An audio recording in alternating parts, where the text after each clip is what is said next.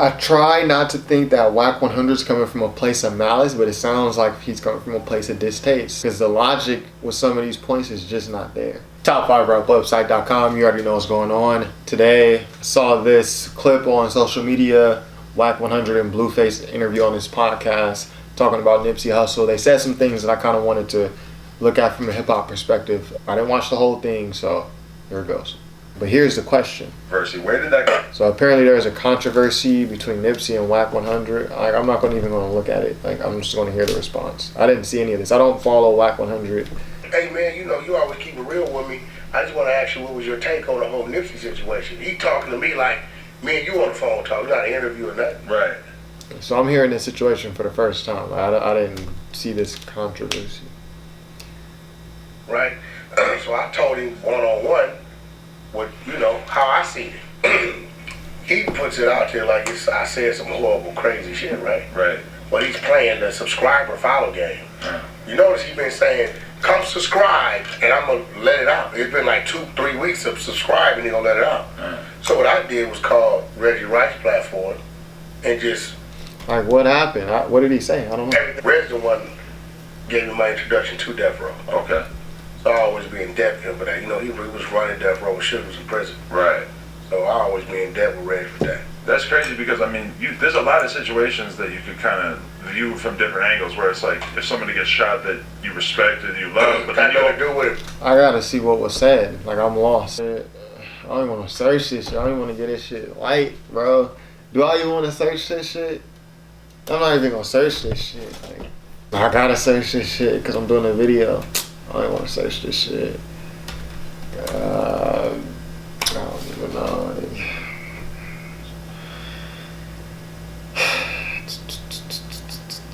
Alright. Complex. And I gotta click on Complex. Gotta get these niggas a view. Like, come on. I gotta stop the video from playing. When was this other... Okay. See, now I'm done searching for this. I've been gangbanged in like over 20 years. Meaning I haven't woke up and hated the Crip or seen a dude in blue and wanted to do something to him because I thought he was a Crip. Really? Right? That's gang banging, right? Gang culture is different from the religious culture, which is different from, the Jewish culture. Every culture is different. And in that jungle, the rules change. Now, are the rules irrational? Damn right. Are they right? Probably. I think he's still relating this to Nipsey somewhat. People say my car, this is my car. People don't understand, we use that terminology because when you open the hood of a car, if you dismantle that my car alternator, my car, this is my car.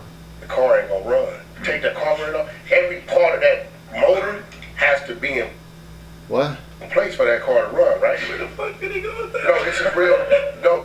That's what I'm saying. You learn something. Everybody's not the shooter. Everybody's not the fighter. Some are the hustlers.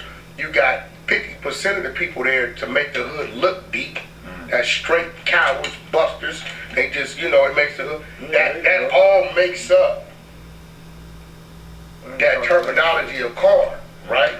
So, Nipsey's a rapper. Game is a rapper. Blueface is a rapper. If something happens in Cedar Block with Wack 100 is a business person, manager. Game is from. Game is not going to be the go-to guy to go retaliate on the block. Nor should he be. That's not what he does. You know what I'm saying? And we got some part where they say, yo, such and such. What's Blueface laughing at? I just want to get out with somebody from the hood. We got the fighters from the hood. Right. The fighter may be totally different from the shooter. You understand what I'm saying? Okay, so everyone plays a role. I get you. There you go. So everybody don't play the same role. You got some people that play multiple roles. In this situation, you have a rapper, and you have a dude that's a straight. Number one, people can wear multiple hats. I think that's what Wack 100 saying. So yeah, Wack 100, in your past, you did certain things, and now you wear multiple hats. You wear those hats that you wore in the past, and now you wear new hats. So yeah, I don't know why. It seems like you're trying to trivialize Nipsey. Like, Nipsey's a rapper. People play multiple roles. Like, he's a rapper. And I don't know what's trying to happen, but yeah, Nipsey is a rapper. Was a rapper. and he also wore multiple hats. Like Wack 100, he's a businessman, but Nipsey was an entrepreneur, an owner rather than a manager. But you know, different hats nonetheless. You have a rapper, and you have a dude that's a straight, authentic gang member. You talking about the guy who killed Nipsey? Authentic? Wasn't he a government cooperative? Didn't he work with the police? Does that not harm authenticity? But continue. Whole life gang member. His whole life are these blocks. It's all he know. And in the culture of gang banging, when you call a motherfucker a bitch, a snitch, a rapist, a pedophile, when you call somebody these things in this jungle, it's no different than you being a football player and going on the field without your helmet on. You're gonna get hit. So are you trying to justify dude shooting Nipsey because these are street rules? You can't call somebody, or Wack 100 was there? Or is that how it goes in the streets? Because I'm from LA too, but you know, we grew up in different areas, and he's from the gang culture. I'm not a gang member. I still don't think that justifies what happened, but I can't speak on, you know, gang culture. I'm not a gang member, nor have I ever been. There was other parts of this interview that where I want to come at from a hip hop perspective. I'm not really interested in the gang and stuff and all that. And if you say that's the reason Nip got shot, okay. I mean, that's, you know, your opinion. I didn't see the video. I don't know what happened, and I don't want to see the video. All these radio stations, all these people, is all fake. I can speak on it because I was part of the Nipsey Hussle movement, getting him his first multi-million-dollar deal. Me and Gang, Big U, Steve Lobel, Johnny Shipes, we did that. Johnny Shipes had a couple good projects, or he put out a lot of artists that I like. Currency, Big Crit, Smoke DZA. I think Mac Miller even worked with Johnny Shipes at the time. But from what I understand, from what some of the artists who work with him say, it was bad business. So if it wasn't for Big U, y'all wouldn't know the Nipsey Hussle of today. So what I'm saying is, you got a man who died with 1 million followers and no radio hit and no fucking platinum plaques. But because no radio hit. He had songs on the radio in LA, but if you talk about Billboard Top 100, yeah, I think the song that had the most Nipsey Hussle radio play, Nip got radio play in LA. Like, you heard Nipsey Hussle on the radio, and even for me, it was kind of surprising because you kind of heard Nipsey Hussle on the radio before you heard Kendrick that much. Kendrick kind of came in with Swimming Pools, and that was his, you know, in Poetic Justice, and that really put him in, you know, in the radio space. But Nipsey has songs on LA radio that played sometimes, like Check Me Out, you know. So, you know, it was, so even at the time, it's like, whoa, they playing Nip on the radio out here. Like, that's what's up. But I think Wack 100 is more talking about widespread, you know, Billboard hit. But that's not the type of artist Nip was. He was still on the come up, and he didn't even have an album out. You know, so I don't know how he would have a platinum plaque with no album out. And this was before streaming.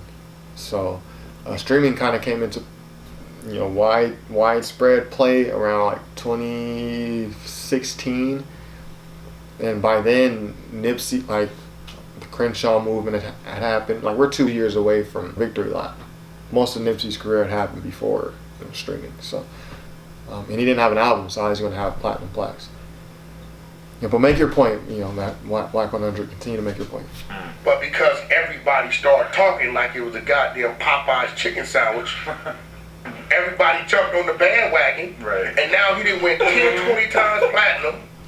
Well, that's what happens when, you know, in the streaming era at least, or even before the streaming era, when artists die, like your sales, their sales, especially, you know, more popular artists and more beloved artists, their sales sometimes rise. So, you know, nothing crazy there.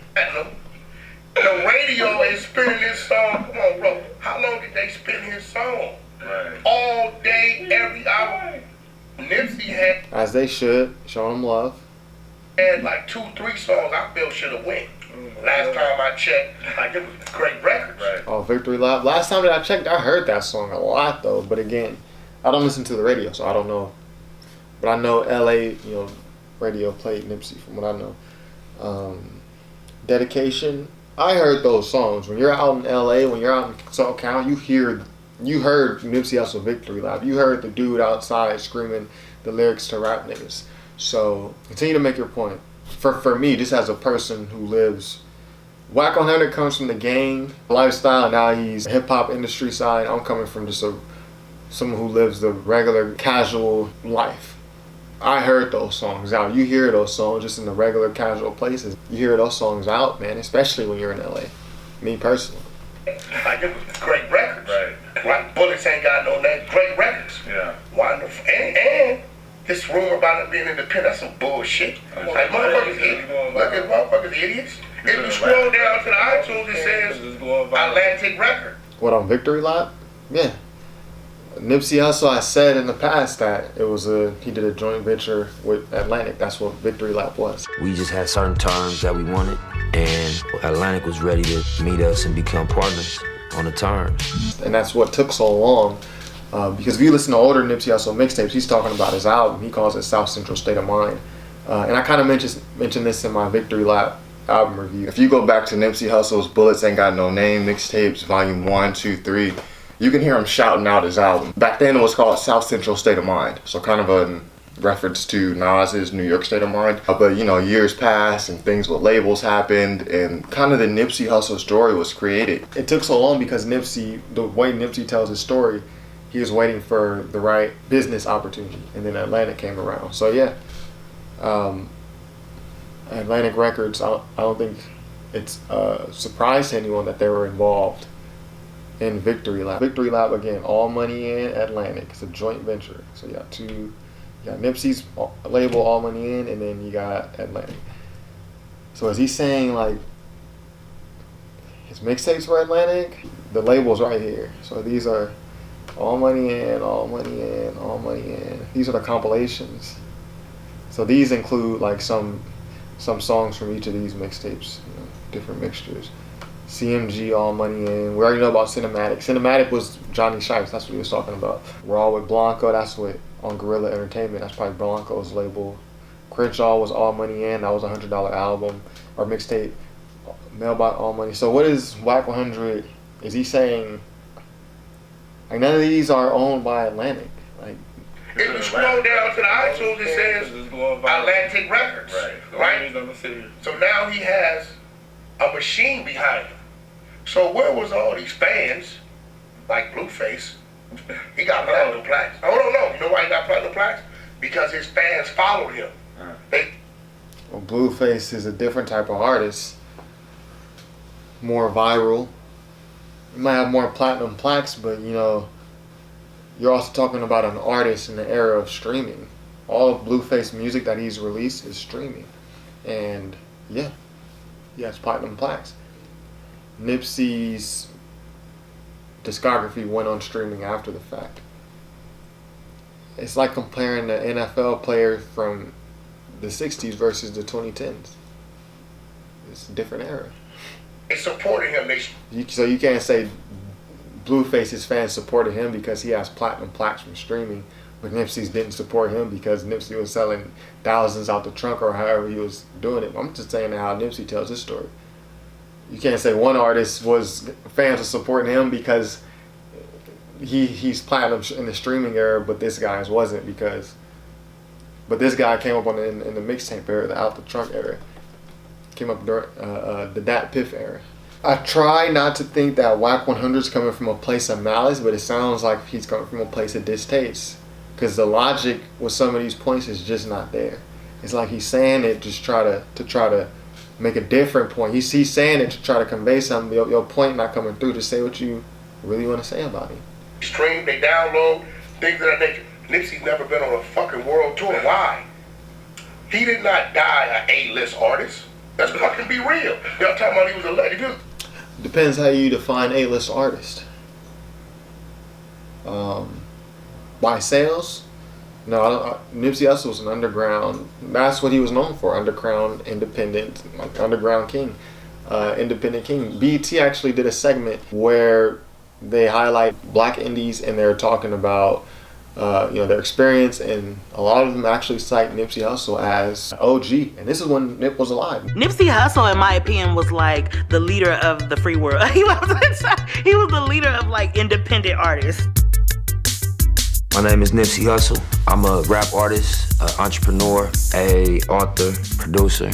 I like his music. I like what he represents for the West Coast and the culture. And I think he's a very smart businessman. His influence, was so huge when it came to him dropping those $100 CDs, which was really like a publicity stunt in a sense, because people were so shocked that it was $100. They're like, boy, it must be good then. That was the illest move anybody ever seen in hip hop. He was the first artist I really wanted to work with. So, no, Nipsey hadn't been on a world tour, but I don't think he was that type of artist, and I think that's kind of why, part of the reason why he's so beloved now, because he kind of represented that for people.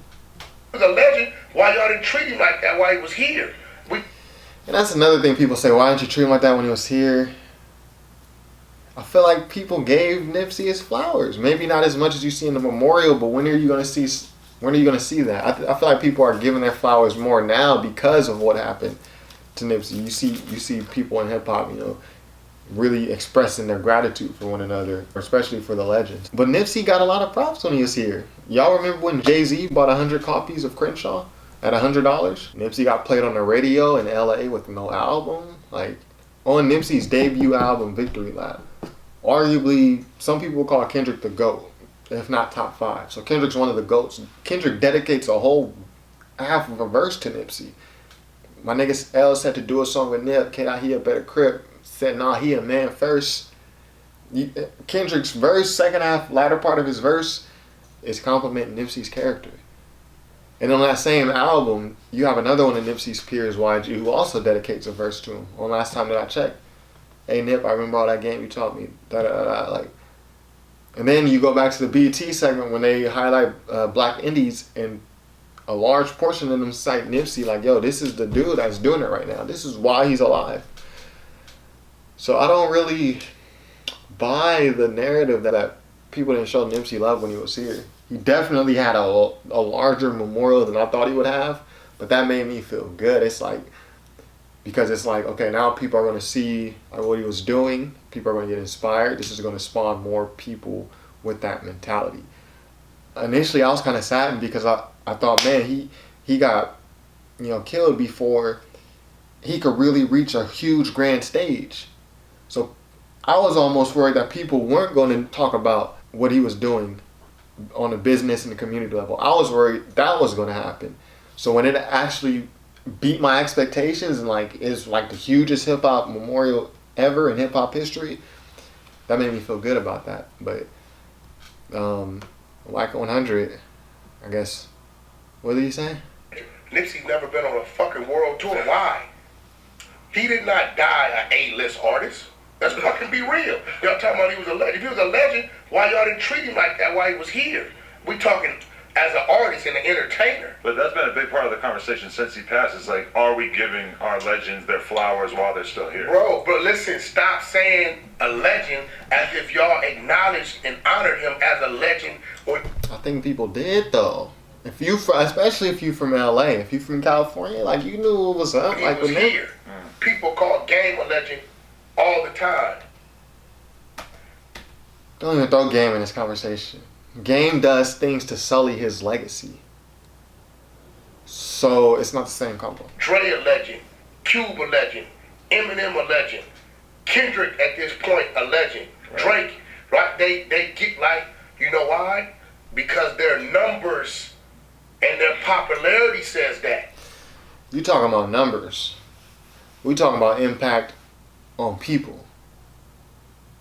So you move over there with, like Pusha T said on Infrared, I let Stevens talk streaming and Shazam numbers.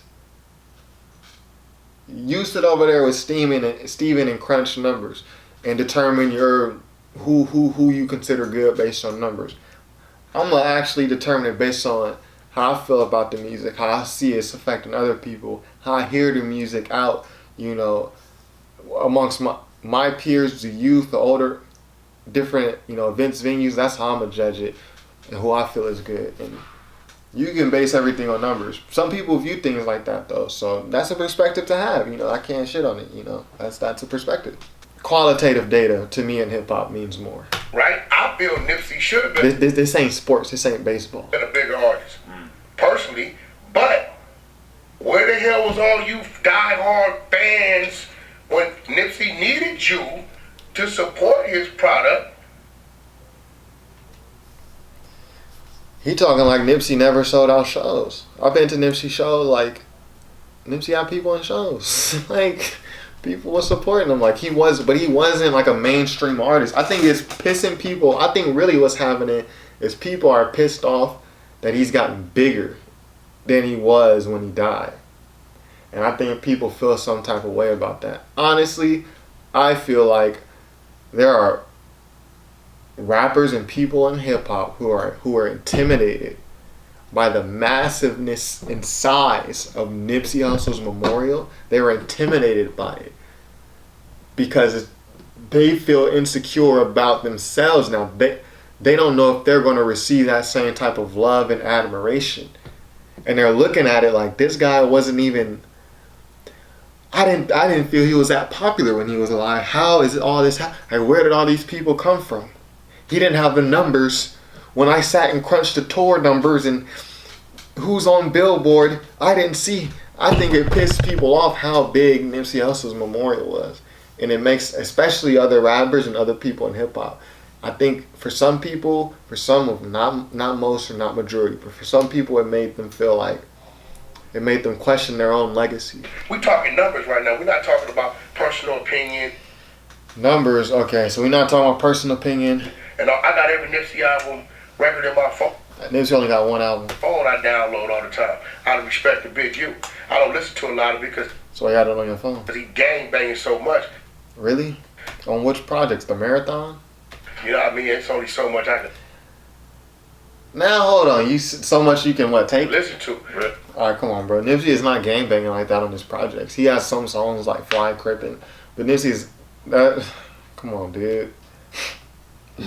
Nipsey Hussle is gang banging on a Marathon mixtape. It's so much gang banging you can't listen to. On Victory Lap, there's so much gang banging you can't listen to. Come on, dude. But out of respect to Big U, I'm gonna download and support it whether I listen to it or not. And this is not banging on wax. Like Nipsey Hussle's projects is not banging on wax. It's not. Come on. No, it's some red rags that opened the door for him to get in. And we did that for Big U. We didn't do that for Nipsey. I met Nipsey walking down Sunset 2 o'clock in the morning, passing out CDs. Uh-huh. So what's your MO behind telling the stories like this? Like, what is this coming from? Like, but Big U wasn't Nipsey. I'm definitely that to him. Because I opened the doors. Let's be realistic. Cardi B was receiving a Grammy on Sunday in the alley in front of a Chevy on Monday. You think that wasn't no politics involved with that? Atlantic don't clear records. You know that. It take 6 months. I cleared a record in 48 hours. You damn right. The politics. You don't got politics in this urban shit, you're gonna be stagnated. That's just that simple. okay, so yeah, I think I've seen what I need to see of this. From what I got out of that, people gotta stop acting like Nipsey wasn't loved when he was here. And this is why people do this. I've observed y'all. Nipsey was an underground artist, indie. This is no surprise. Like, this is kind of like a part of his allure and his legacy, that he was doing this like from the mud, and he had this whole process, and you know, he had to deal with Epic, and there's some court issues, and then he goes back independent, then the album gets delayed, but then he drops this amazing mixtape called The Marathon, and then he has this $100 mixtape, then he has just this build up to ultimately the joint venture, which was Victory Lap. So yeah, that's the underground indie part, is a part of his allure. So I don't know why people say, where was y'all when Nipsey needed you? Where was y'all when he was alive? You already know and understand he was a indie underground artist, but he was a big indie underground artist. Like, you heard him on LA radio. LA radio played him. He sold out shows. He had songs and stuff with Currency, thanks to good business, done by, people mentioned here, but also due to his skill and his hustle. So I don't know why people are trying to act like, y'all wasn't around when he was alive, or where are the fake fans? Like, yeah, there are a lot of people who just started listening to Nipsey Hussle because his, memorial was so massive. A lot of people know about Nipsey because that was so massive, because Nipsey's core fans vibrated so much when it happened, and it crossed cultural lines, and it's everywhere now. For some people, it's become a trend of sorts. Kind of like when you see people who don't listen to hip hop wear Tupac shirts, but that's called being cemented in legacy, and in legend, and having your name stamped. So I think that bothers some people. I think some rappers, not all, not majority, but some, are irritated by how Nipsey is viewed now as such a legend and icon, because he was underground and they feel like they've done more, or they've been around longer, or they have more of X, Y, Z, or they've done X, Y, Z. So why is he getting this? You guys are faking it. You're just following trends. He didn't even have that much fans. Like, he wasn't doing this. Then it expands into he wasn't doing this and that when he was during his career, when he was alive. But it's like, yo, you gotta focus on the story of what happened and why he's remembered as he is. So I think for some people that makes him angry, and you just gotta get over that. Wack 100 here. I responded to the points that I needed to say. He also said it was just too much gangbanging music. Just the way he presented some of the stuff he said about Nipsey, or even how he ended it. Like, I was doing that for him. I didn't need Nipsey over. Like, I saw he was just on the corner slinging CDs. I didn't listen to, like, the question wasn't even asked for you to respond like that. So it's like, why did you respond like that? Some people also, I think, are tired of hearing Nipsey's name. I don't know what's intended here. I can only say based on how I watch it. So yeah. Probably be the last time I watch this podcast. Top5rapwebsite.com. Peace.